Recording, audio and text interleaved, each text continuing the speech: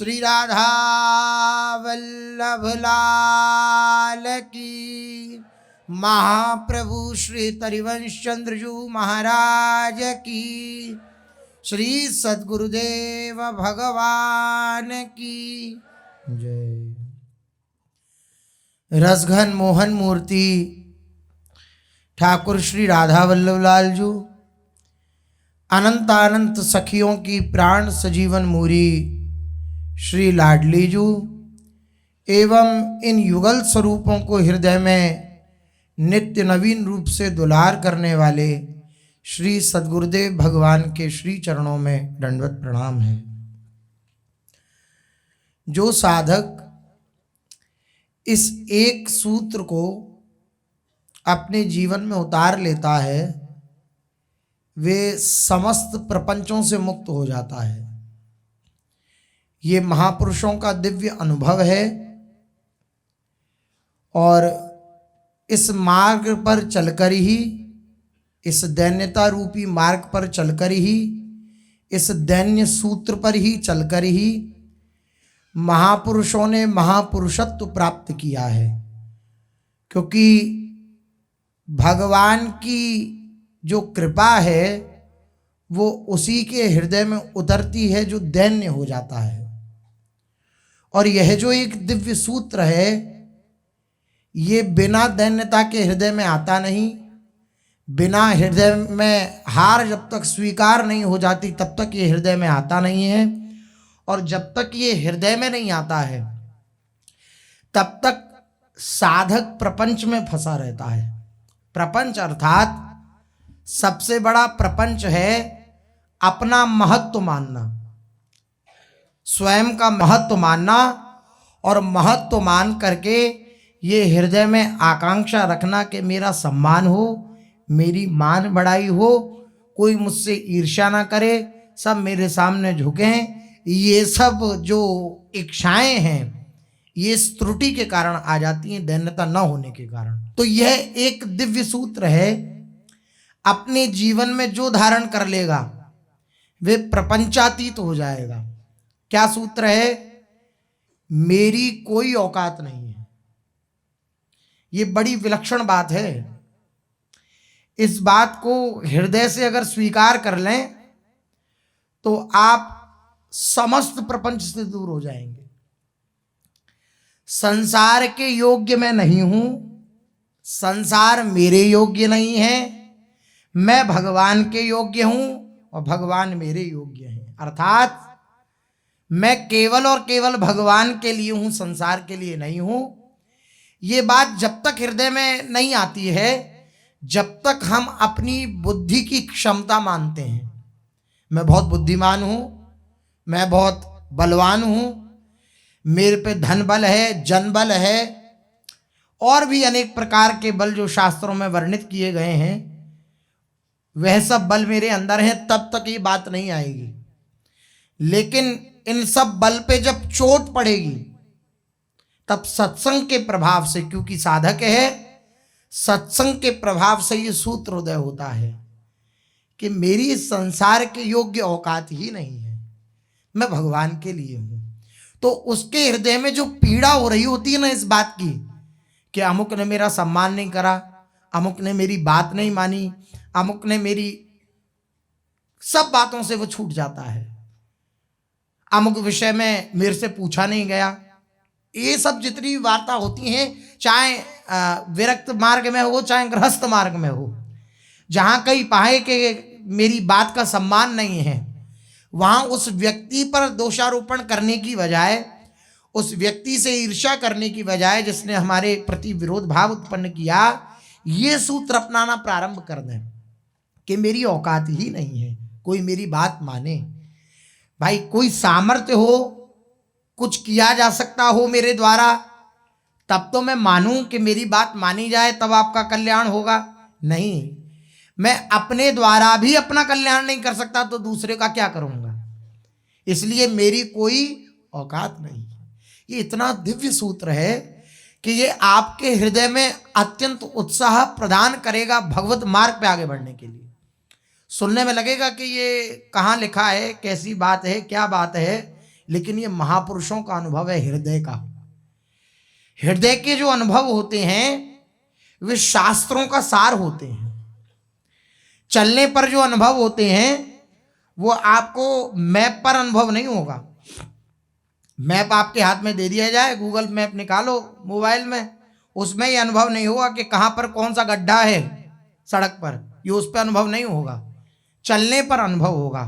जब चलने पर अनुभव होगा तो उस प्रकार का उस गड्ढे से कैसे उसका निवारण हो, उस गड्ढे से कैसे बचें, इस बात की हृदय में प्रेरणा जागृत होगी कि ऐसे चले जाओ, गड्ढे को बचाकर ऐसे चले जाओ, मतलब जो भी प्रक्रिया हो।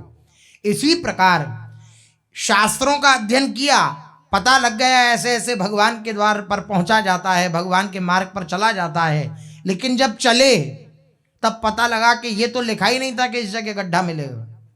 ये मिलता है महापुरुषों के अनुभव में, ये मिलता है महापुरुषों के जीवन चरित्रों में कि भाई अमुक जगह गड्ढा होगा तो मैं इस प्रकार से निकल जाना है। तो ये जो महापुरुषों के हृदय से निकले हुए दिव्य सूत्र होते हैं वे अद्भुत होते हैं, वे काम करने वाले होते हैं, वे तुरंत आपके हृदय को प्रसन्न करने वाले होते हैं। ये बड़ा दिव्य सूत्र है। ये सीधी सीधी हिंदी भाषा में कह दिया गया कि मेरी कोई औकात नहीं, इस शास्त्रीय भाषा में कहा जाए तो मेरा कोई महत्व नहीं है। अब महत्व कम समझ में आता है इसलिए शब्द का उपयोग, कोई महत्व नहीं है। जब तक हम अपना महत्व मानेंगे हम अहंकार में हैं, और अहंकार जिसके हृदय में है ताकि तोड़त छाती, भगवान का स्वभाव है कि अहंकार अगर होगा तो भगवान अहंकार पे चोट मारेंगे, बार बार चोट मारेंगे। जब तक वो पूरी तरह एकदम चकनाचूर नहीं हो जाएगा अहंकार, तब तक भगवान उस पर चोट मारते रहेंगे। तो क्या होता है, जब विपरीत परिस्थिति आई जीवन में, अब मान लो अपने घर में हम बड़े हैं, एक उदाहरण, हमारे घर में हमारी कोई सुनता नहीं, हमारी कोई मानता नहीं, हम जितना प्रयास करते हैं सही चलाने पर लेकिन वह चलता नहीं। अब हम उस व्यक्ति वस्तु से द्वेष कर बैठे, या हम किसी कार्यालय में कार्यरत हैं, वहाँ हमारी कोई सुनता नहीं मानता नहीं, और अब हम उस व्यक्ति से द्वेष कर बैठे तो हम भगवत मार्ग से विलग हो गए। हमें क्या मानना है, हमारी कोई औकात नहीं है, कोई क्यों माने हमारी बात। भाई हमारे अंदर कोई योग्यता हो तब तो सामने वाला कुछ माने, हमें कोई योग्यता नहीं है। तो इससे क्या होगा, हो सकता है बाहर से आपको क्रोध भी दिखाना पड़े जो आप जिस सेवा में हो उसके अनुसार, लेकिन हृदय की जलन मिट जाएगी इस सूत्र से। हृदय में जो जलन होती है ना, साथ साथ अमुक व्यक्ति ने मेरी बात नहीं मानी, अब हम उसके प्रति सेवा के निमित्त कुछ कहते हैं और साथ साथ हृदय में जलन होती है। दो प्रक्रियाएं होती हैं, एक कहना होता है और एक हृदय की जलन होती है, ये साथ साथ चलता है। ये जो हृदय की जलन है ये इस सूत्र से मिट जाएगी, और हृदय की जलन मिटी तो बाहर से कुछ भी होता रहे उसका फर्क ज्यादा नहीं पड़ता है। हृदय की जलन मिट गई, क्या, अरे मैं इस योग्य ही नहीं हूं कि मेरा कोई सम्मान करे, मैं इस योग्य ही नहीं हूं मेरी कोई बात माने, मैं इस योग्य ही नहीं हूं कि मेरा कोई व्यवहारात्मक रूप से आगे बढ़ावे, मैं इस योग्य ही नहीं हूं। मैं किस योग्य हूं, मैं केवल जिनके लिए आया हूं उनके योग्य हूं। ये केवल लक्ष्य दृढ़ता से समझ में आती है बात, वरना इन्हीं चीजों में फंसकर अपना जीवन बर्बाद कर देते हैं हम।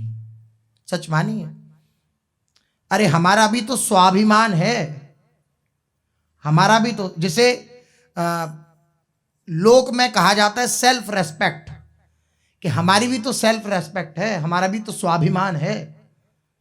ये स्वाभिमान जो है ये भक्त के हृदय में इस रूप में नहीं होता, इस शरीर को लेकर के नहीं।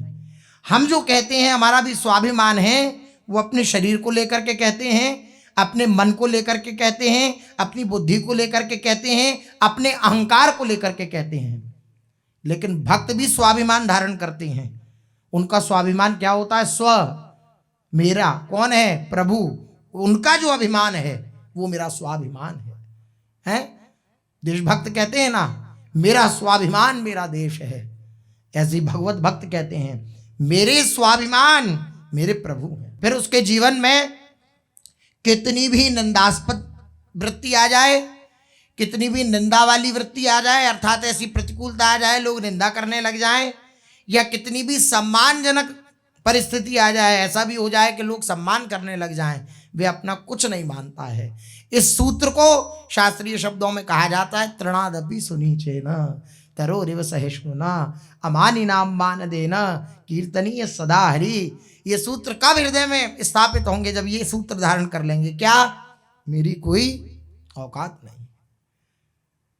जब कोई औकात नहीं तो तृण से नीचे अपने आप ही बन जाएंगे। कोई भी अगर दबाना चाहेगा तो हम दब जाएंगे, पहले से ही दबे हुए हैं। तृण को कोई दबावे पैर से तो दब जाता है, वो इसी प्रकार दब जाएंगे। लेकिन तृण में एक दोष है, पैर हटा तो तुरंत वह पुनः अपनी स्थिति में आ जाता है। इसलिए महाप्रभु जी कह रहे हैं तृणादपि सुनीचेन, तृण से भी छोटे बनो। तृण जैसे नहीं बनना है, तृण से भी छोटे बनना है, ऐसा बनना है। कब आएगी ये स्थिति? अपनी स्वाभिमान को नहीं मानना है, अपने स्वाभिमान को मानना है जो है वास्तव में, इस शरीर को लेकर के नहीं। इस शरीर पर अनेक प्रकार की प्रतिकूलता आएंगी, और जब आएंगी और सत्संग के सूत्रों को हम धारण नहीं करेंगे तो हमारा मार्ग छूट जाएगा। क्या मार्ग छूट जाएगा? जिस लक्ष्य दृढ़ता को लेकर के हम चले थे वो लक्ष्य दृढ़ता छूट। अरे ऐसे कैसे, हम भी तो कुछ हैं, क्या समझ लिया हमें?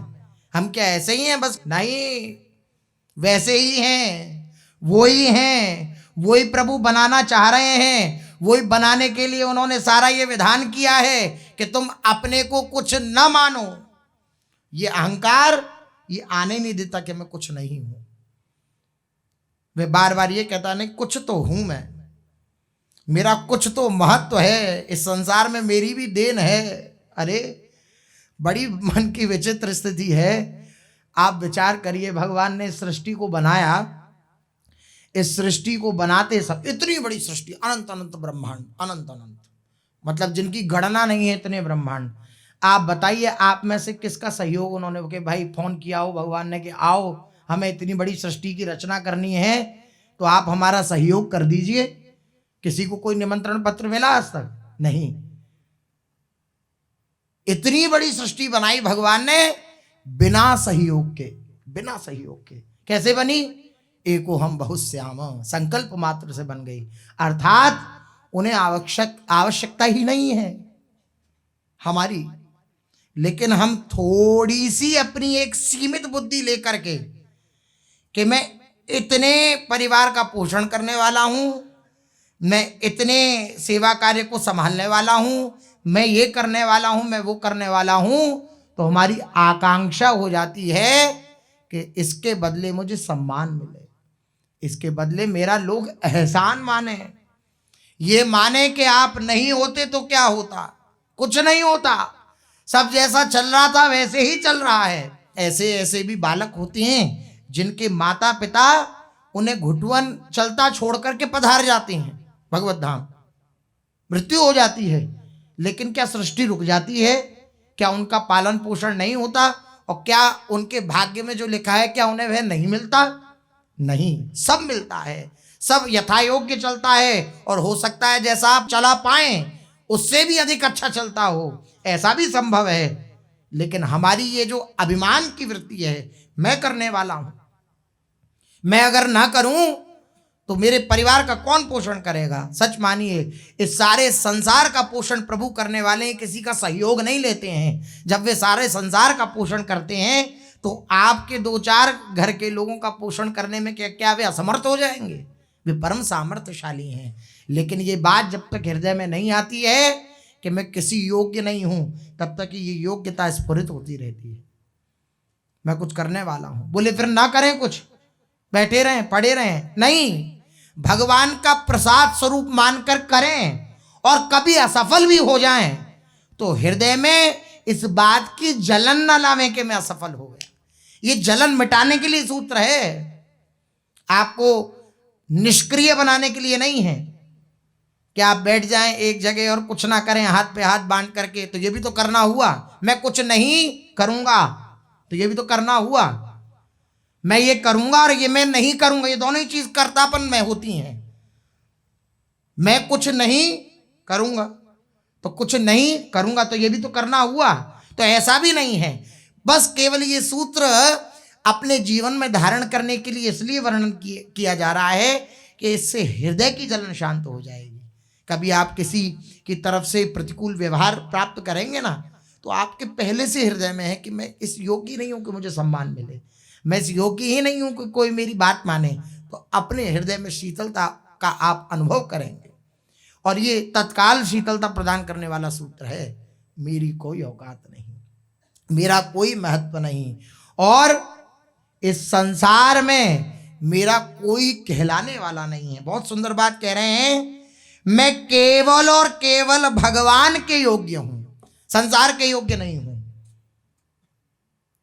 संसार के योग्य नहीं हूं, केवल भगवान के योग्य हूं। ये बात बहुत हृदय में धारण करने वाली बात है। और जब आप इसे एकांत में धारण करेंगे ना, तो आपको नाचने का मन करेगा। जिनके लिए मैं आया हूं उनके ही योग्य हूं मैं, उनके अयोग्य होता तो चिंता की बात थी। संसार मुझे अयोग्य घोषित कर दे तो मैं पहले से ही माने हुआ हूं कि मैं उसके योग्य नहीं हूं, तो मुझे चिंता की बात नहीं है, जलन की बात नहीं है। भगवान के दरबार में भगवान कभी किसी को अयोग्य घोषित करते नहीं, तो इस विषय में भी चिंता की बात नहीं है। इसलिए मैं केवल और केवल भगवान के योग्य हूं, योग्य न होते हुए भी मैं उनके योग्य हूं। ये बड़ी विलक्षण बात है। और ऐसा मान के बस भगवान के लिए व्याकुल हो जाए, संसार के लिए व्याकुल ना रहे, संसार की मान प्रतिष्ठा के लिए व्याकुल ना रहे, संसार की वाहवाही के लिए व्याकुल ना रहे, संसार की आओ भगत के लिए व्याकुल ना रहे कि हम पहुंचे समाज में तो लोग कहें कि भाई कोई आया नहीं, इसके लिए व्याकुल ना रहे। भक्तों की पनही को रक्षक कहा हूं, मेरी गति तुम ही अनेक दोष पाऊं। ये महापुरुषों का दिव्य अनुभव रहा है, ये महापुरुषों की दिव्य हृदय की स्थिति रही है कि वे सदा ये इच्छा करते रहे हैं कि मैं अगर कोई मुझे सेवा कार्य मिले तो क्या मिले, कि जो भक्तजन पनही अपनी उतारते हैं, अपनी पादुका जहां उतारते हैं, मैं वहां बैठ जाऊं और उनकी रक्षा करूं, ये मेरे को सेवा कार्य मिले। इतना अपने को नीचा मानते हैं महापुरुष जन, भक्तजन अपने को। और जब जितना नीचे झुक जाते हैं उतना रस उनके हृदय में प्रभु उड़ेल देते हैं। फल से लदा हुआ जितना वृक्ष होता है उतना झुका हुआ होता है। अर्थात कोई झुका हुआ है, दैन्य है हृदय से, अर्थात उसके हृदय में प्रियालाल का दिव्य प्रेम रस समा रहा है, प्रकट हो रहा है। प्रभु उसे स्थापित कर रहे हैं उस उपासक के हृदय में जो दैन्य है, और होता भी उसी के हृदय में स्थापित है जो दैन्य होता है। इसलिए अपने को बिल्कुल हीन समझ के, हम अपने को हीन नहीं समझ पाते हैं। श्री रामकृष्ण परमहंस जी के वाणी में अपने लोग दर्शन कर रहे थे, वे कह रहे हैं कि भगवान का नाम पतित पावन है। वे पतितों का आदर करते हैं, सम्मान करते हैं और उनका उद्धार करते हैं, उनका सम्मान करते हैं। प्रभु उनके दरबार में पतितों का आदर है, जो दीन है उसका आदर है। लेकिन हम दीन नहीं बन पाते, हम पतित नहीं बन पाते। हम कहते हैं मुख से पतित, लेकिन हम पतित बन नहीं पाते हैं। इसका कैसे पता लगे? हम कह रहे हैं मुख से अपने पतित हैं, नीच हैं, पामर हैं, पापी हैं, और किसी दूसरे ने अगर कह दिया तो हमारा प्रश्न उठ जाएगा कि आपने हमसे ऐसे कैसे कह दिया, आपने क्या देखा हमारे अंदर, आप हमें पतित कह रहे हैं। सही बात है कि नहीं है? और देखो ऐसे ऐसे भक्त हुए कि जो उनका सम्मान करता है उसके प्रति बिल्कुल निरपेक्ष रहते हैं, और जो उनका अपमान करता है भगवान के सामने वो स्तुति कर रहे हैं, मैं अधम हूँ, पापी हूँ, नीच हूँ, प्रभु कृपा करो। तो पीछे एक चरित्र सुना था ना कि वो एक कवि जो नई नई कविताएं की रचना करते थे प्रशंसा में, तो वो राजा थे, भक्त राजा थे। तो उन्होंने उस कवि को देखा, सम्मान किया, बोले मैं रचना करता हूं, आपको कुछ सुनाना चाहता हूं। बोले सुनाइए, बड़ी कृपा। तो उन्होंने सोचा कि मैं इस राजा की महानता की रचना करके इसे सुनाऊंगा, इसकी प्रशंसा युक्त कविताएं सुनाऊंगा तो इसको प्रसन्नता होगी, ये खुश हो जाएगा और मुझे खूब सारा धन रुपया पैसा देगा। तो खूब राजा की प्रसन्नता से युक्त होने वाली दिव्य कविताएं बना बना के उसने खूब सुनाई। राजा निरपेक्ष भक्त थे, अपने आप को सबसे तुच्छ समझना यही भक्त का लक्षण है, अपने आप को सबसे दीनहीन समझना यही भक्त का लक्षण है। तो कुछ नहीं, अनसुना सा कर दिया उसने, अपना दो चार जो सुनाया उसके बाद वह चला गया, ना कुछ धन रुपया दिया ना कुछ दिया, चला गया। राजा गए मंदिर, ये भी पहुंचे मंदिर, ये जो कवि थे ये भी पहुंचे। राजा ने भगवान के सामने प्रार्थना करना प्रारंभ किया, हे नाथ, मैं नीच हूँ, पामर हूँ, पापी हूँ, दुराचारी हूँ, आप मुझ पर कृपा करो, आप मुझे अंगीकार करो, आप मुझे स्वीकार करो। तो कवि पीछे खड़ा था, वो चिढ़ गया था कि इतनी सुंदर सुंदर कविताएं इनके सम्मान में हमने सुनाई, लेकिन इन्होंने तो कुछ नहीं दिया हमें। तो उसने चिढ़ के कहा, हाँ ये ठीक कहता है, ये ऐसा ही है ये। अब कोई हम्बार में हो तो पीछे भले ही एकाग्रचित से भगवान की तरफ देख रहा हो, लेकिन पैनी नजर से देख लेगा किसने कहा ऐसा, और फिर ऐसी सामर्थ्य हो कि भाई राजा, तो तुरंत इशारा कर देगा बंदी बना लिया जाए। ऐसी स्थिति हम लोगों की है। लेकिन भक्त की स्थिति कैसी होती है? वे भक्त राजा वे भगवान से रुदन करके कहने लगे, वे हाथ उठाकर कहने लगे, नाथ, अब तक तो मैं ही कहता था कि मैं पामर हूं, नीच हूं, अधम हूं, लेकिन अब साक्षी भी मिल गई, ये भी कह रहा है कि मैं पामर हूं, नीच हूं, अधम हूं। अब किस बात की आप देर करते हो? आपका नाम पतित पावन है, अधम उदाहरण है, आप कृपा करो, मुझे अंगीकार करो, स्वीकार करो। जैसे ही कवि ने सुना वो समझ गया कि ये भक्त हृदय है। तो भक्त हृदय जान करके भगवान की स्तुति करना प्रारंभ किया, तो लबालब उपहारों से भर दिया उस कवि को उन भक्त राजा ने। ऐसा स्वभाव, भक्त का ऐसा स्वभाव होता है कि अगर वो अपमान किसी के द्वारा देखें तो अपने को समझते हैं कि हाँ मैं इसी योग्य हूं, दोष नहीं देखते हैं। अपनी स्थिति तो ऐसी है कि अगर कोई अपमान करने लग जाए तो हम उससे प्रश्न करने लगेंगे, तुमने ऐसा हमारे अंदर क्या देख लिया कि तुम ऐसा कह रहे हो हमसे? नहीं नहीं, मैं ऐसी योग्य हूँ, यही सुनने योग्य हूँ, ऐसी दुत्कार के योग्य हूँ, ऐसी फटकार के योग्य हूँ। नाथ, ऐसा हूँ, संसार ने फटकारा है, दुत्कारा है, लेकिन हमने सुना है कि संसार के दुत्कारे हुए लोग भी आपकी शरण में आकर के आनंदित होते हैं, आपके संबंध से आनंद प्राप्त करते हैं। हे नाथ, मैं आपकी शरण में हूँ, आप मुझे अंगीकार करो, आपके सिवा मेरा कोई नहीं। अगर मुझे प्रेम चाहिए तो आपसे चाहिए, अगर मुझे प्रसन्नता चाहिए तो आपसे चाहिए, किसी और से नहीं चाहिए। किसी और की दी हुई प्रसन्नता दुख परिणाम देगी, किसी और के द्वारा दिया हुआ सुख, प्रसन्नता, आनंद वे दुख परिणाम देगा, उसका परिणाम दुख होगा। और भगवान के द्वारा मिला हुआ दुख भी सुख परिणाम होगा, आनंद परिणाम होगा। इसलिए प्रभु से संबंध बनाना है। हम संसार के योग्य नहीं हैं, हमें कहना भी नहीं किसी से ये बात, ये केवल अंतर के लिए है। हो सकता है बाहर आपको इसके विपरीत आचरण करना पड़े अपनी इस निष्ठा के, क्योंकि व्यवहार में वैसा संभव न हो सकता है, लेकिन अंतर से इस बात को स्वीकार करना है, अपने अंतर की जलन को मिटाने के लिए। मैं किसी योग्य नहीं हूं। मैं किसके योग्य हूं?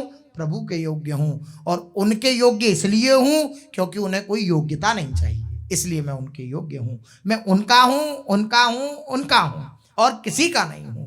ये बात इतनी अद्भुत है, जिस दिन ये हृदय में घर कर जाएगी, बोले ये बात तो हमारे घर कर गई, मतलब बैठ गई हृदय में, बस ये बात जिस दिन घर कर जाएगी, बैठ जाएगी हृदय में, उस दिन हृदय की शीतलता को कोई नष्ट नहीं कर पाएगा, मन की शीतलता को कोई नष्ट नहीं कर पाएगा। और मन शीतल है, हृदय आनंदित है, तो बाहर से कितनी भी चोट प्राप्त हो, वे चोट नहीं लगेंगी।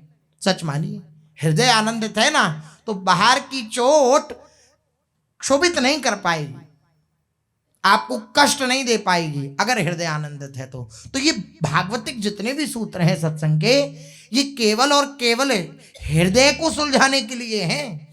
बाहर की परिस्थिति ना कभी किसी की सुलझी है, ना सुलझ रही है, ना सुलझेगी। ये भगवत प्रदत्त सूत्र जो है, महापुरुषों के प्रदत्त सूत्र जो हैं, ये केवल हृदय ग्रंथि का भेदन करने के लिए हैं, हृदय को सुलझाने के लिए हैं। हृदय सुलझ गया तो बाहर कैसी भी परिस्थिति होगी आप आनंदित रहेंगे, उत्साहित रहेंगे, नृत्य करते रहेंगे, गान करते रहेंगे। और प्रतिकूल परिस्थिति भगवान इसलिए ही देते हैं कि आपके हृदय में ये विवेक बुद्धि जागृत हो कि मैं इस प्रतिकूल परिस्थिति से इस प्रकार से निपट सकता हूँ। इसलिए भगवान प्रतिकूल परिस्थिति देते हैं। बाह्य केवल और केवल सत्संग का आश्रय लें। उस परिस्थिति में किसी और व्यक्ति का आश्रय ले लिया तो फिर व्यवहार में प्रवेश हो जाएगा, परमार्थ से हम विलग हो जाएंगे। श्री महाप्रभु जी के जीवन में अपने लोग श्रवण कर रहे हैं। श्री महाप्रभु जी अकारण अहेतु की अपनी कृपा से जगत जीव का कल्याण करने के लिए, दिव्य नाम का प्रचार करने के लिए नित्यानंद महाप्रभु और श्री हरिदास ठाकुर को समाज में उतारा कि तुम भगवान नाम का प्रचार करो। और अपनी दिव्य लीलाओं के द्वारा वे प्रतिक्षण इस चेष्टा में है कि कैसे संसार में फंसे हुए बद्ध जीव मुक्त हो जाएं। ये जितने भी बद्ध हैं ये सब मुक्त हो जाएं, भगवान के चरणों में पहुंच जाएं। यही उनका प्रयास है प्रतिक्षण, और यही प्रत्येक महापुरुष का प्रयास रहता है। लेकिन जब ऐसा होता है तब विपरीतता आती है जीवन में। क्या? निंदा। और महाप्रभु जी का सूत्र क्या है, जो अपने पूर्व में तृणादपि सुनी छे ना तरोरिव सहिष्णुना, इस सूत्र के द्वारा श्री महाप्रभु जी के जीवन में देखने को मिला कि अगर कोई बिना कारण के श्री महाप्रभु जी से ईर्ष्या करता, बिना कारण के द्वेष करता, जो दूसरों के अभ्युदय और गौरव को देख करके जलते हैं, वे जब श्री महाप्रभु जी के अभ्युदय और गौरव को देख करके जलते तो उनकी निंदा करते। कोई भी जब निंदा किया करता तो महाप्रभु जी उन बातों पर ही ध्यान न देते। ये बड़ा विलक्षण सूत्र है। प्रत्येक साधक को सावधानी पूर्वक इस सूत्र को धारण करना चाहिए। क्या? ध्यान न देना। अब ध्यान कब नहीं देंगे? जब ध्यान भगवान में लगा होगा।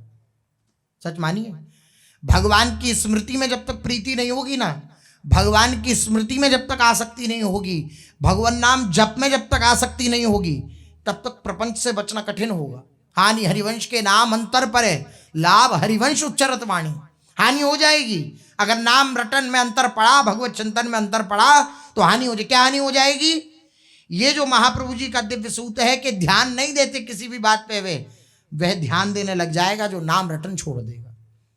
और यही हम लोगों के साथ होता है। हम अपने जीवन में देखते हैं कि हमारे जीवन में अगर कुछ आया तो हम तुरंत उधर ध्यान देने लगते हैं, पूर्ण रूपेण अपने लक्ष्य को भूलकर उसे लक्ष्य बना लेते हैं।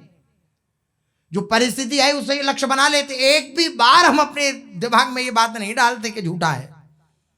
विचार करिए, परिस्थिति जब आती है तो एक भी बार एक बूंद नहीं डालते हम कि ये झूठा है। सत्य केवल प्रभु है, सत्य केवल प्रभु का नाम है, सत्य केवल प्रभु का भजन, एक भी बार नहीं डाल पाते हैं। क्या कारण है? भगवत स्मृति में महत्व बुद्धि ना होना। भगवत स्मृति में महत्व बुद्धि है तो ऐसे भक्त बालकों का चरित्र पूज्य सतगुरुदेव भगवान के मुख से सुना है कि अगर वह स्कूल में हैं और उनसे कह दिया गया कि तुमने पैसा चुराया, किसी बालक ने डाल दिया उनके बैग में और नाम लगा दिया कि अमुक ने चुराया है, और वो भक्त बालक नाम रटन की उनका अभ्यास, तो एक बार कह दिया नहीं चुराया, उसके बाद मार पीट खा ली, लेकिन दोबारा नहीं बोले कि मैंने नहीं। ये क्या हुआ? ये भजन के प्रति महत्व बुद्धि, ध्यान ही नहीं दिया। शरीर को कितना भी प्रताड़ित किया जा रहा है, ये जो अंतर का आनंद है, नाम में लगा हुआ हूं मैं, इस आनंद में विक्षेप ना पहुंचे। ये महत्व बुद्धि भजन के प्रति ये कठिन होती है। बोले ये तो बहुत बड़ी बड़ी बातें हैं, तो उन बड़ी बातों को बड़ों के प्रभाव से हम अंगीकार करने के लिए तो इस मार्ग पर आए हैं। मन ये कहकर के टाल देता है, अरे ये तो बहुत ऊंची स्थिति है, अभी अभी तो मैं चला हूं। अरे सत्संग का यही तो प्रभाव है कि अभी अभी चले हुए साधक को भी सत्संग के प्रभाव से वर्षों के अनुभव प्राप्त हो जाते हैं। जो वर्षों में महापुरुषों ने अनुभव किया जिस बात का, वो क्षण भर में सत्संग के प्रभाव से प्राप्त हो जाते हैं। चाहे अभी अभी चला हो, बस स्वीकार करने की देर होती है। लेकिन मन इस बात को कहकर टाल देता है, अभी तो 1-2 वर्ष ही हुआ है हमें चलते चलते, अभी तो 3-4 वर्ष ही हुए हैं, अभी तो समय लगेगा। और कहाँ 6 महीने में ओम प्रकाश जी ने भगवत प्राप्ति कर ली। महत्व बुद्धि की बात है, सारी महत्व बुद्धि की। तो महाप्रभु जी का जीवन, अगर कोई निंदा करता है, कोई अपमान करता है, तो श्री महाप्रभु जी उसकी तरफ ध्यान ही नहीं देते। ये बड़ी विलक्षण बात है। जब कोई भक्त किसी के संबंध की ऐसी बातें छेड़ भी देता, मान लो महाप्रभु जी विराजमान हैं, बहुत से भक्त विराजमान हैं, और भक्तों ने अगर बात छेड़ दी कि अमुक व्यक्ति महाप्रभु जी आपकी निंदा करता है या हमारी निंदा करता है या जो भी बात छेड़ देता अगर कोई, तो आप उसी समय डांट देते और डांट करके कह देते अन्यस्य दोष गुण चिंतन माश मुक्त्वा सेवा कथा रसमहो नितराम पिबत्वम। ये अन्य के दोष गुण चिंतन से मुक्त होकर के सेवा और कथा में अपने चित्त को लगाओ, इस सेवा के रस को और इस दिव्य कथा रस को पान करो, और किसी रस को पान मत करो। ये अन्य किसी के अंदर जो तुम्हें दोष और गुण दिख रहे हैं उनके चिंतन से मुक्त हो जाओ। अन्यस्य दोष गुण चिंतन माशु मुक्त्वा सेवा कथा रस महो नितराम पिबत्वम। ऐसा जीवन बनाओ। श्री महाप्रभु डांट देते, दूसरों की निंदा स्तुति करना छोड़कर तुम निरंतर श्री कृष्ण कीर्तन में ही अपने मन को क्यों नहीं लगाते हो। इस कारण प्रभु के सम्मुख किसी की निंदा स्तुति करने की भक्तों को हिम्मत ही नहीं होती थी। ऐसा स्वभाव होना चाहिए। अगर कोई निंदास्पद कोई वार्ता करने लगे तो हमारी इतनी कठोर दृष्टि होनी चाहिए कि वह चुप हो जाए या चला जाए। ये होना चाहिए साधक के जीवन में। अगर कोई किसी की निंदा या पर चर्चा करने की किसी के अंदर हृदय में वृत्ति हो और वो करने लगे हमसे, तो हम तुरंत अपने कान में उंगली डाल के वहाँ से चले जाएं या डांट दें कि हमसे प्रपंच की चर्चा ना करें, जिस मार्ग पर हम चलें उस मार्ग पर कैसे आगे बढ़ें। अगर इस विषय में चर्चा करनी हो तो आप कर सकते हैं, बड़े हैं, वरना कोई हमें चर्चा करने की आवश्यकता नहीं है। इन सब सूत्रों को महापुरुषों के चरित्र से जब हम बटोरेंगे ना, तभी हमारे जीवन में इन चरित्रों का लाभ दिखेगा, दर्शन में आएगा। अन्यथा केवल समय सार्थक होगा, जीवन में परिवर्तन नहीं होगा। ये जो समय है ये समय सार्थक तो हो जाएगा, लेकिन जीवन में परिवर्तन कब होगा? जब इस समय में कई हुई दिव्य इन चर्चाओं को हम हृदयंगम करेंगे, तब जीवन में परिवर्तन आएगा। प्रभु के बढ़ते हुए प्रभाव को देखकर, महाप्रभु जी के जो बढ़ता हुआ प्रभाव था उसे देखकर द्वेषी लोगों ने म्लेच्छों को भड़काया, क्योंकि वही शासन था उस समय, तो उनको भड़काया। वे जानते थे कि हम निमाई पंडित का वैसे तो कुछ नहीं बिगाड़ सकते, क्योंकि भक्त का अपना एक तेज होता है, उस तेज के आगे कोई टिक नहीं पाता। तो जो साधारण थे उन्होंने सोचा हम तो कुछ बिगाड़ नहीं सकते, तो क्यों ना काजी से कहा जाए। उनके कहने में हजारों आदमी हैं, हाँ, यदि शासकों की ओर से इन्हें पीड़ा पहुंचाई जाएगी तब तो इनका सभी गौर हरि पन्हा ठीक हो जाएगा। ये बड़ी विलक्षण स्थिति होती है। क्या महापुरुषजन क्या बिगाड़ते हैं संसार का? केवल उनके कल्याण के लिए ही तो दिन रात लगे रहते हैं कि कैसे जीव का कल्याण हो जाए, लेकिन संसार का जो स्वभाव है वे एकदम निचले स्तर पर है, तो वही महापुरुषों को प्रदान भी करता है। लोगों ने सोचा कि अब जो शासन तंत्र है उसी से कह देंगे तो इनका जितना भी गौर हरि पना है वे सब निकल जाएगा। उस समय मुगलों का शासन था, इसलिए मुगलों की शिकायतों पर विशेष ध्यान दिया जाता था। इसलिए खलों ने मुगलों को ही बहकाना शुरू कर दिया। जो अन्य धर्मावलंबी थे उनको ही बहकाना प्रारंभ कर दिया। निमाई पंडित अशास्त्रीय काम करता है। क्या कहना प्रारंभ किया कि निमाई पंडित जो है वह अशास्त्रीय कार्य करता है। उसकी देखा देखी संपूर्ण नगर में कीर्तन होने लगा है। दिन रात्रि कीर्तन की ही ध्वनि सुनाई पड़ती है। इस कोलाहल के कारण रात्रि में लोगों को निद्रा भी तो नहीं हो पाती है। काजी से कहकर इन लोगों को दंड दिलाना चाहिए, न जाने ये सब मिलकर क्या कर बैठे। अब जो म्लेच्छ थे उनको भी ये बात जंच गई। ये बात तो ठीक है, पूरी नदिया में रात रात भर भगवान नाम की घोष होती है और खूब रात में हमें सोने भी नहीं दिया जाता, और विपरीत विपरीत बातें उनको जच गई। कुसंग का प्रभाव तो होता ही है। इसलिए सभी ने मिलकर काजी से यहाँ संकीर्तन के विरुद्ध अभियोग चलाया। उस समय बंगाल सूबे में अभियोगों के निर्णय करने का काम काजियों के ही अधीन था। जमींदार राजा अथवा मंडलेश्वर कुछ गांवों का बादशाह से नियत समय के लिए ठेका ले लेते। मंडलेश्वर मतलब मंडल के ईश्वर।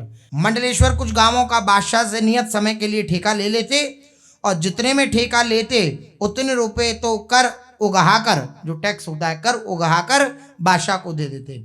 जो बचते उसे अपने पास रख लेते। दीवानी और फौजदारी के जितने मामले होते उनका फैसला काजी किया करते। बादशाह की ओर से स्थान स्थान पर काजी नियुक्त थे। उस समय बंगाल के नवाब हुसैन शाह थे। बंगाल के जो नवाब थे हुसैन शाह, वे बंगाल के स्वतंत्र शासक थे। उनकी ओर से फौजदार चांद खां नाम के काजी, चांद खां, ये चांद खां नाम के काजी नवद्वीप में नियुक्त हुए। बादशाह के दरबार में इनका बड़ा सम्मान। कुछ लोगों का कहना है ये हुसैन शाह के विद्या गुरु थे, इसलिए इनका बड़ा सम्मान था चांद खां का। कुछ भी हो, चांद खां सहृदय, समझदार और शांति प्रिय मनुष्य थे। नीलांबर चक्रवर्ती के दौहित्र होने के नाते से वे महाप्रभु से भी परिचित थे और भांजे मानते थे श्री महाप्रभु जी को, ये चांद खां। इसलिए लोगों के बार बार शिकायत करने पर भी उन्होंने महाप्रभु के विरुद्ध कोई कार्रवाई नहीं करी। जब लोगों ने नृत्य प्रति उनके संकीर्तन की शिकायत करनी आरंभ कर दी और उन पर अत्यधिक जोर डाला, तब उनकी समझ में यह बात आ गई कि हाँ, ये लोग दिन रात्रि बाजे बजाकर शोर मचाते हैं, ऐसा भी क्या भजन कीर्तन? यदि भजन करना है तो धीरे धीरे करें। अब कौन कुसंगति पाए नसाई, कौन कुसंगति प्राप्त करके नाश को प्राप्त नहीं हो जाता है। तो यद्यपि सहृदय थे, लेकिन बार बार एक बात कही गई तो उनको जच गई कि हाँ, बात ठीक है, भजन तो एकांत में भी किया जा सकता है, क्यों हल्ला मचाना। तो यही सोचकर वे एक दिन अपने दल बल के सहित कीर्तन करने वालों को रोकने के लिए चले। बहुत से लोग प्रेम में उन्मत्त होकर संकीर्तन कर रहे थे। इनके आदमियों ने उनसे कीर्तन बंद करने के लिए कहा। जो भक्तजन कीर्तन कर रहे थे, जो चांद खां के जो परिकर के थे, उन्होंने कहा कि बंद करो कीर्तन। किंतु भगवत कीर्तन में उन्मत्त जन कहाँ सुनने वाले हैं? वो तो उन्मत्त होकर भगवान नाम का उद्घोष कर रहे थे, खूब झांझ मृदंग ताल ढप बज रहा।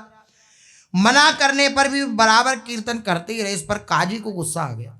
जो चांद खां था उसको गुस्सा आ गया और उसने घुसकर कीर्तन करने वालों के जो ढोल थे, अर्थात जो खोल थे, खोल मृदंग को ही कहते हैं जो बजता है, तो उस खोल को उठाया और फेंक कर जमीन में फोड़ दिया।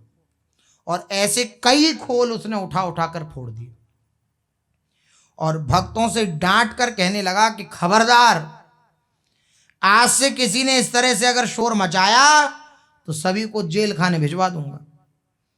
बेचारे भक्त डर गए।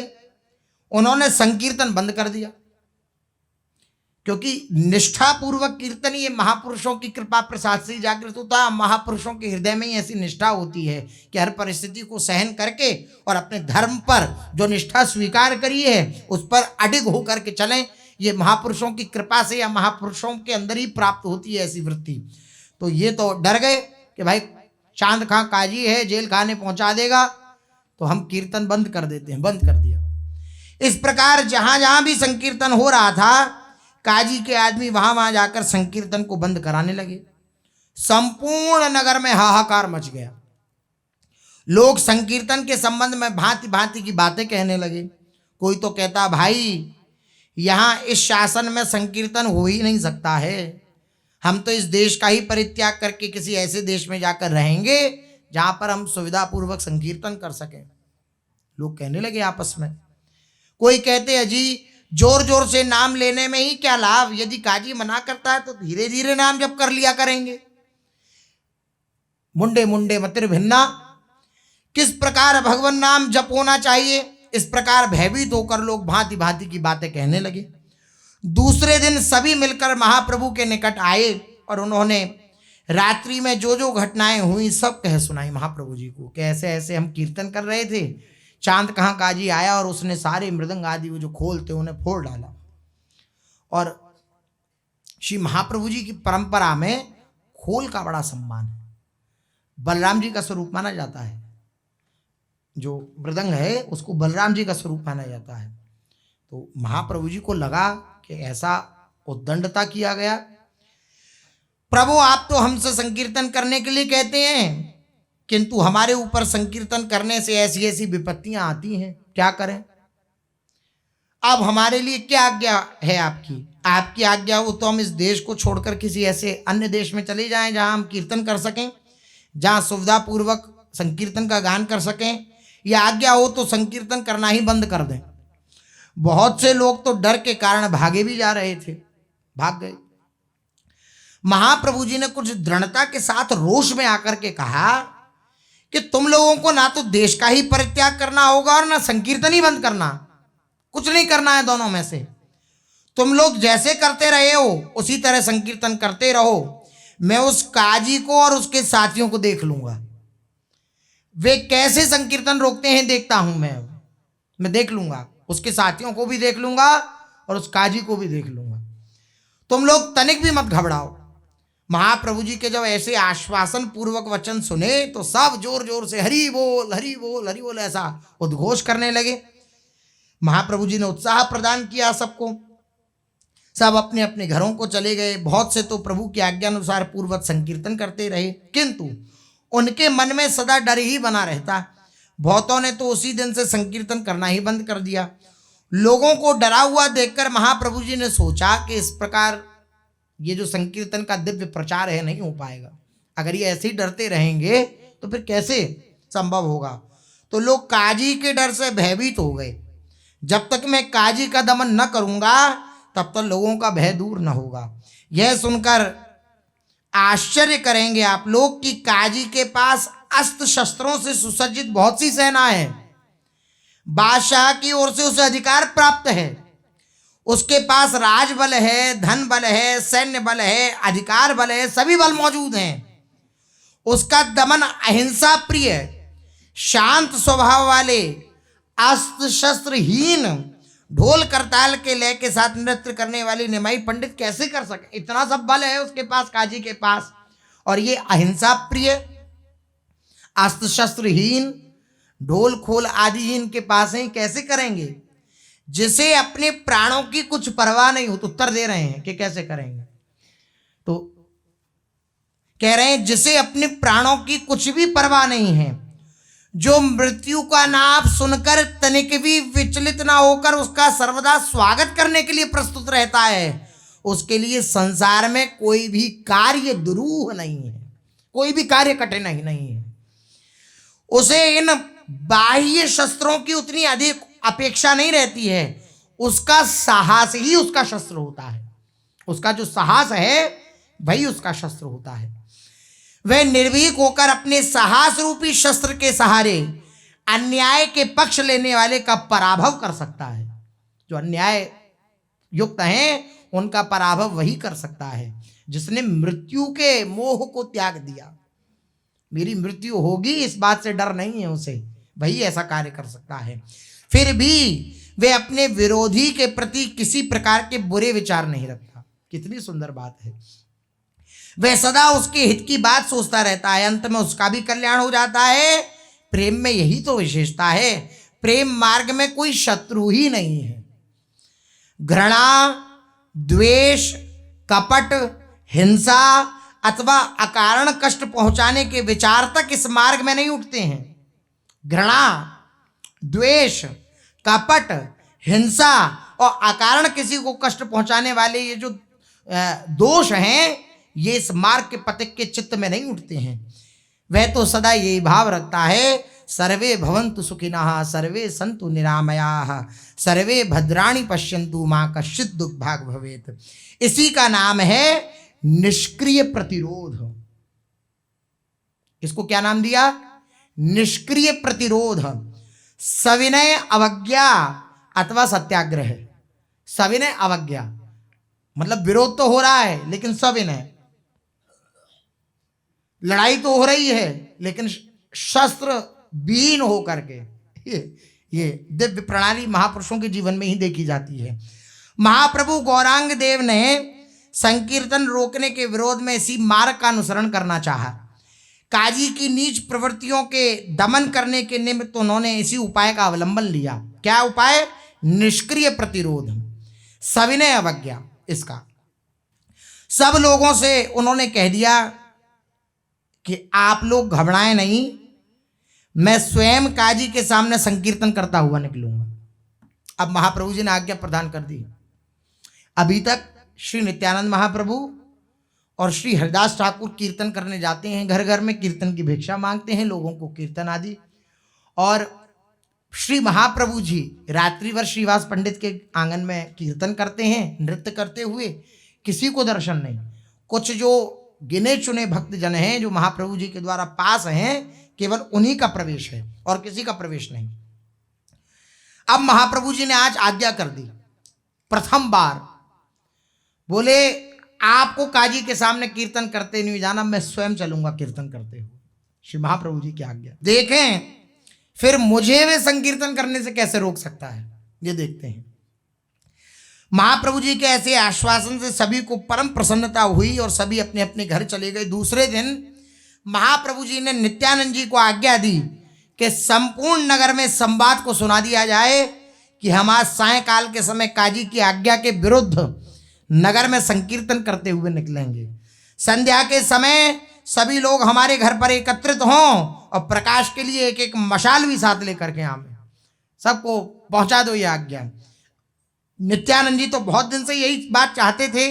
उनकी इच्छा थी कि एक दिन महाप्रभु संपूर्ण नगर में संकीर्तन करते हुए निकले, नगर कीर्तन हो तो लोगों को पता चल जाए कि संकीर्तन में कितना माधुर्य है। लोगों को ये पता चले जब श्री महाप्रभु जी, प्रेमावतार श्री महाप्रभु जी जब निकलेंगे अपने दिव्य वरद हस्त को आकाश की तरफ करते हुए और एक विविध दिव्य प्रकार का नृत्य जो होता है भगवान नाम करते हुए श्री महाप्रभु जी का जब इस प्रकार निकलेंगे तो लोगों को भी पता लगेगा कि संकीर्तन में कितना माधुर्य है। तो श्री नित्यानंद महाप्रभु तो चाहते ही थे कि ऐसा हो। उन्हें विश्वास था कि जो लोग संकीर्तन का विरोध करते भी हैं, यदि वे लोग एक दिन गौरांग के प्रेम नृत्य का दर्शन कर लेंगे, देख लेंगे, तो वे सदा के लिए श्री महाप्रभु जी तथा उनके संकीर्तन के भक्त बन जाएंगे। श्री नित्यानंद प्रभु को दृढ़ विश्वास था। वो बड़े आनंदित हुए कि बहुत सुंदर बात, महाप्रभु जी आज सायंकाल में चलेंगे, पूरे नगर में कीर्तन होगा। महाप्रभु के खुलकर कीर्तन करने से भक्तों का भय भी दूर भाग जाएगा और अन्य लोगों को भी फिर संकीर्तन करने का साहस होगा। बहुत से लोग हृदय से संकीर्तन के समर्थक हैं, किंतु काजी के भय से उनकी कीर्तन करने की हिम्मत नहीं होती है। बहुत लोग समर्थन करते हैं लेकिन काजी के डर से वे प्रकट समर्थन नहीं कर पाते हैं। प्रभु के प्रोत्साहन की ही आवश्यकता है, तभी बात सुचारू रूप से ढंग से सब संपन्न हो पाएगी। इन बातों को नित्यानंद जी मन ही मन में बहुत दिनों से सोच भी रहे थे, किंतु उन्होंने किसी पर अपने इन भावों को प्रकट नहीं किया। आज स्वयं महाप्रभु को नगर कीर्तन करने के लिए उद्यत देखकर उनके आनंद का पारावार नहीं रहा। सबसे ज्यादा प्रसन्न हुए श्री नित्यानंद महाप्रभु। वे हाथ में घंटा लिए तुरंत और घंटा लेकर मोहल्लों मोहल्लों में जाने लगे और जा जाकर घूम घूम कर घंटा बजाते। घंटा बजाकर जैसे ही लोग इकट्ठे हो जाते तुरंत ये शुभ संवाद सुनाने लगते। कहते, भाइयों आज शाम को संध्या समय श्री गौर हरि अपने सुमधुर संकीर्तन से संपूर्ण नगर में लोगों को पावन बनावेंगे। नगरवासी नर नारियों की चिरकाल की मनोवांछा आज पूरी होगी। सभी लोगों को आज महाप्रभु के अद्भुत और अलौकिक नृत्य के रसास्वादन का सौभाग्य प्राप्त होगा। सभी भाई बंधु संकीर्तनकारी भक्तों के स्वागत के लिए अपने अपने घरों को सुंदर सुंदर सजावें। संध्या समय सभी एक एक मशाल लेकर प्रभु के घर पर आवें। वहां किसी प्रकार का शोरगुल न मचावें, बस संकीर्तन का सुख लूटते हुए अपने जीवन को कृत्य कृत्य मनावें। घंटा लेकर जगह जगह मोहल्ले मोहल्ले में जाकर श्री नित्यानंद महाप्रभु इस बात की सूचना देने लगे। सभी लोग सुनते और आनंद से उछलने लगते, क्योंकि महाप्रभु जी का वह दिव्य कीर्तन उन्माद किसी ने अभी तक दर्शन नहीं किया था। जो निज परिकर था उनके अलावा किसी ने दर्शन नहीं किया था। तो एक कि भाई बहुत सुना है कि श्री महाप्रभु जी जब कीर्तन करते हैं तो अद्भुत सुख का वर्षण होता है, तो आज हम सब लोगों को भी सौभाग्य प्राप्त होगा। तो जो सुनता है सूचना को वो उछल पड़ता, नृत्य करने लगता, हरिबोल की गूंज होने लगी। वहां के नर नारियों के लिए यह एक नूतन ही वस्तु थी कि महाप्रभु जी कीर्तन करते हुए निकले। तो कीर्तन का उस समय इतना प्रचार प्रसार नहीं था, तो उनके लिए एक नई। लोग बहुत दिनों से निमाई के नृत्य और कीर्तन की बातें तो सुनते थे, किंतु उन्होंने आज तक कभी निमाई का नृत्य तथा कीर्तन देखा नहीं था। श्रीवास पंडित के घर के भीतर संकीर्तन होता और उसमें खास खास भक्तों के अतिरिक्त और कोई जा नहीं सकता था। इसलिए नगरवासियों की कीर्तनानंद देखने की इच्छा मनी मन में दबसी जाती। आज नगर कीर्तन की बात सुनकर सभी की दबी हुई इच्छाएं उभड़ पड़ी, सब आनंदित हो उठे। लोग अपनी अपनी शक्ति के अनुसार संकीर्तन के स्वागत के निमित्त भांति भांति की तैयारी करने लगे। जब भगवत भक्त अपने अपने घरों को बंधनवार, कदली स्तंभ, केले के खंभ, ध्वजा पताकाओं से सजाने लगे तो उनके समीप रहने वाले विभिन्न पंथ वाले भी लोग भी उनकी देखा देखी अपने घर को सजाने लगे, ताकि ऐसा ना लगे कि नगर की सजावट में हमने कोई बाधा उत्पन्न कर दी। इसलिए अगर भक्तजन सजाते तो आस पड़ोस के जो वे भी सजाते अपने ग्रह को। किसी नए काम के लिए सभी लोगों के हृदयों में स्वाभाविक ही सहानुभूति उत्पन्न हो जाती है। उस कार्य की धूमधाम से तैयारी होते देखकर विपक्षी भी उसमें सहयोग कर देते हैं। उस समय उनके विरोधी भाव दूर हो जाते हैं, कारण कि उग्र विचारों का प्रभाव तो सभी प्रकार के लोगों के ऊपर पड़ता है। इसलिए जो लोग अपनी नीच प्रकृति के कारण संकीर्तन तथा गौरांग महाप्रभु से अत्यंत द्वेष मानते थे, उन अकारण जनने वाले खल पुरुषों के घरों को छोड़कर सभी प्रकार के लोगों ने अपने अपने घरों में दिव्य सजावट करी। नगर की सुंदर सड़कों पर छिड़काव किया गया। स्थान स्थान पर धूप, गुग्गल आदि सुगंधित वस्तुएं लगाई गईं। सड़क के दोनों ओर भांति भांति की ध्वजाएं फहराई गईं। स्थान स्थान पर पताकाएं लटक रही हैं। सड़क के किनारे 2 मंजिले 3 मंजिले मकान लाल, पीली, हरी, नीली आदि विविध प्रकार की रंगीन कपड़ों से सजे हुए हैं। कहीं कागज की पताकाएं फहरा रहे हैं, कहीं रंगीन कपड़ों की झंडियां शोभा दे रही हैं। भक्तों ने अपने अपने द्वारों पर मंगल सूचक कोरे घड़े कलश वे विराजमान किए। द्वारों पर गहरों के सहित केले के वृक्ष बड़े ही सुंदर तथा सुहावने दिखाई पड़ते। सब द्वारों के बाहर दिव्य कदली स्तंभ विराजमान हैं। इतने जितने भी नगरवासी थे उनका उत्साह इतना अधिक बढ़ गया कि वे बार बार यही सोचते थे कि हम संकीर्तन के स्वागत के निमित्त और क्या क्या कर डालें, ऐसा क्या कर दें कि श्री महाप्रभु जी को हम प्रसन्न करें और भक्तजनों को सुख पहुंचा पाएं। सब ये विचार करने लगे। संकीर्तन मंडल किधर होकर निकलेगा, कहाँ जाकर उसका विश्राम होगा, कहाँ से निकलेगा, कहाँ विश्राम होगा, ये कोई सूचना नहीं थी, कोई पथ निश्चित नहीं था। तो जितने पथ थे सब सजाए गए कि पता नहीं महाप्रभु जी किधर से निकल जाएं, तो सारे पथ सजाए गए, सबको सजाया गया। सभी अपनी अपनी भावना के अनुसार यही समझते थे कि हमारे द्वार की ओर होकर संकीर्तन मंडल जरूर आवेगा। सब अपनी अपनी भावना के अनुसार। सभी का अनुमान था हमें संकीर्तनकारी भक्तों के स्वागत सत्कार करने का सौभाग्य अवश्य प्राप्त होगा। इसलिए वे महाप्रभु के सभी साथियों के स्वागतार्थ भांति भांति की सामग्रियां सजा सजा कर रखने लगे। इस प्रकार संपूर्ण नवद्वीप में चारों ओर आनंद ही आनंद छा गया। इतनी सजावट तैयारियां किसी महोत्सव पर अथवा किसी महाराज के आने पर भी नगर में कभी नहीं हुई थी, जैसा आज महाप्रभु जी की सूचना से हो गया।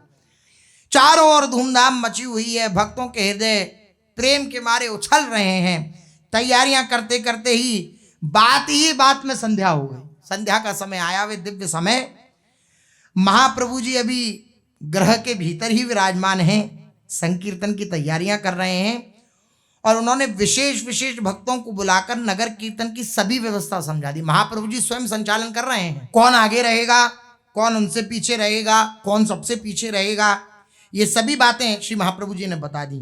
किस मंडली का कौन प्रधान नृत्यकार होगा, कौन प्रधान गायक होगा, कौन, ये सब पूरा श्री महाप्रभु जी ने कीर्तन की पूरी एक समुचित व्यवस्था।